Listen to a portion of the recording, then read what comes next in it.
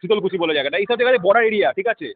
এই border area থেকে বাংলাদেশপন্থী উগ্রপন্থীরা ঢোকার চেষ্টা করছে আমাদের ভারতবর্ষের মধ্যে। এই যে ভিডিওগুলো আজকে বাংলাদেশ পাকিস্তানের উগ্রপন্থীরা আনসারুল্লাহ বাংলা জঙ্গি যাদের কাছে চলে গেছে, তারা যে কোনো মুহূর্তে এখানে নাশকতা করতে পারে। জ্যোতি মালহোত্রা বা প্রিয়াঙ্কা সেনাপতি এটা অ্যাকচুয়ালি কিন্তু অরিজিনাল নাম নয়, তারা অ্যাকচুয়ালি মুসলমান। জানে যদি মুসলমান নাম নেয়, যেমন মুসলমান মানেই লোকে ভাবে যে হয়তো সে জঙ্গি, ঠিক আছে, হিন্দু মানে সে ভাবে না। তারা অ্যাকচুয়ালি কিন্তু ভারতীয় নয়, তারা অ্যাকচুয়ালি হিন্দু নয়, তারা পাকিস্তানি, এবং তারা পাকিস্তান থেকে এসে এখানে আজকে আমাদের ওয়েস্ট বেঙ্গলে ঢুকে ইন্ডিয়া ঢুকে আজকে এই কাজগুলো প্রতি তার এক সপ্তাহ আগে গিয়ে তার সেখানে সব ভিডিও ফুটেজ সংগ্রহ করেছে, করে পাচার করেছে, যে এই সময় কোন সময় এখানে ফাঁকা থাকে, কোন সময় এখানে নিরাপত্তা রক্ষী থাকে না, যে সময় আপনারা এসে এখানে গুলি চালাতে পারবেন, অবাধে লোকে মারতে পারবেন। মানে হিসাব মতন আমরা সেই ঘুরে ফিরে মুসলমানদেরকে সাহায্য করছি, এটা হচ্ছে আসল ব্যাপার।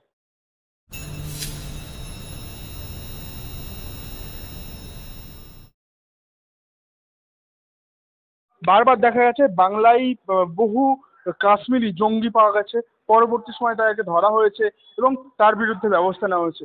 সেই জায়গায় একজন হরিয়ানার কন্যা বারবার বাংলায় আগমন, 4বার বাংলায় এসছে, ব্লগ করেছে এবং গুরুত্বপূর্ণ সেনা ঘাঁটি বা সেনার ডেরা সেগুলোকে তিনি চিহ্নিত করে দিয়েছেন তার ব্লগের মাধ্যমে পাবলিকলি, এবং তার দিক থেকে আরও তথ্য আদান প্রদান চলেছে।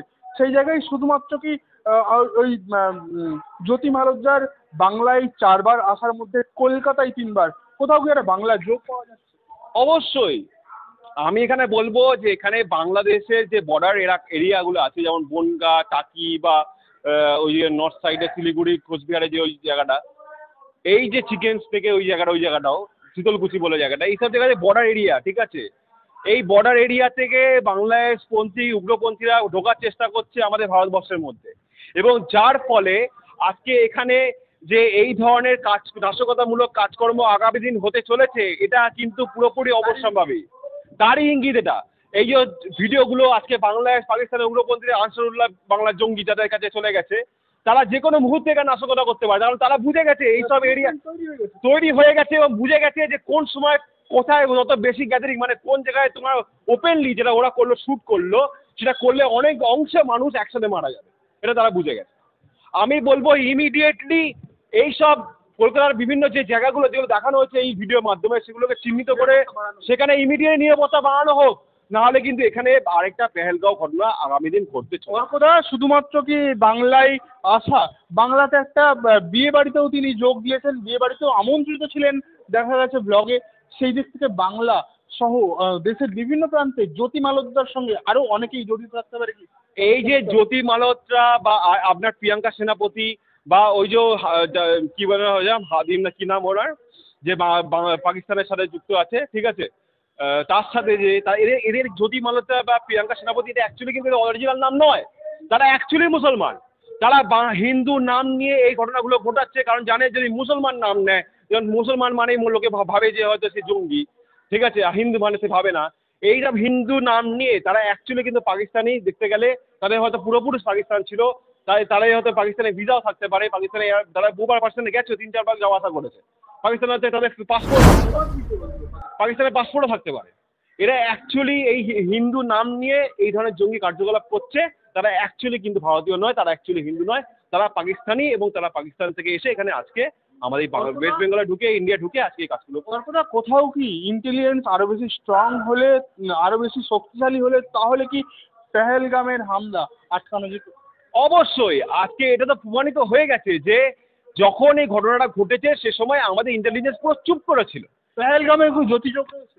অবশ্যই জ্যোতি তার এক সপ্তাহ আগে গিয়ে তার সেখানে সব ভিডিও ফুটেজ সংগ্রহ করেছে, করে পাচার করেছে, যে এই সময় কোন সময় এখানে ফাঁকা থাকে, কোন সময় এখানে নিরাপত্তা রক্ষী কেউ থাকে না, যে সময় আপনারা এসে এখানে গুলি চালাতে পারবেন, অবাধে লোকে মারতে পারবেন, এসব তো সে রেগি করে গেছে, সবই জানে। মানে জেনেও আজকে কিছু করছে না।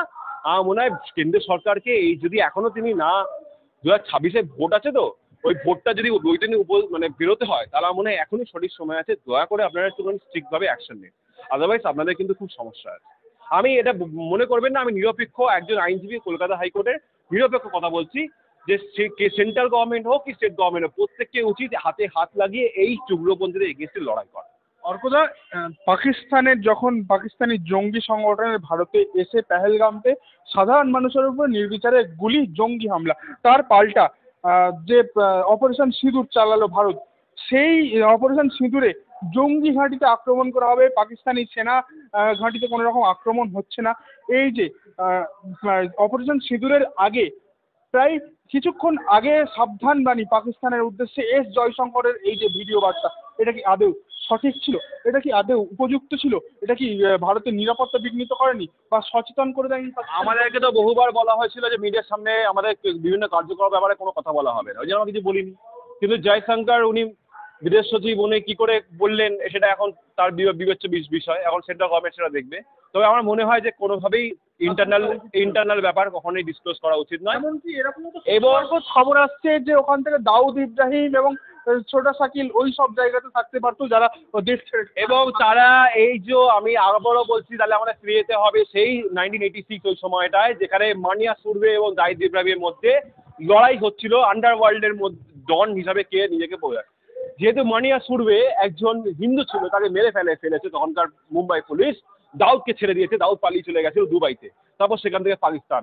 আজকে দাউদ জেনে গেছে যে এখানে ইন্ডিয়ান আর্মি এয়ার ফোর্স এখানে এয়ার স্ট্রাইক করবে, তাহলে সে পথপ্রবাদ পাকিস্তান থেকে পালিয়ে গেল। যদি আজকে সেখানে না জানানো হতো তাহলে দাউদকে আশা করি খতম করা। তাহলে কি দাউদকে সাবধান, মানে হিসাব মতন আমরা সেই ঘুরে ফিরে মুসলমানদেরকে সাহায্য করছি, এটা হচ্ছে আসল ব্যাপার। ঠিক আছে, নমস্কার।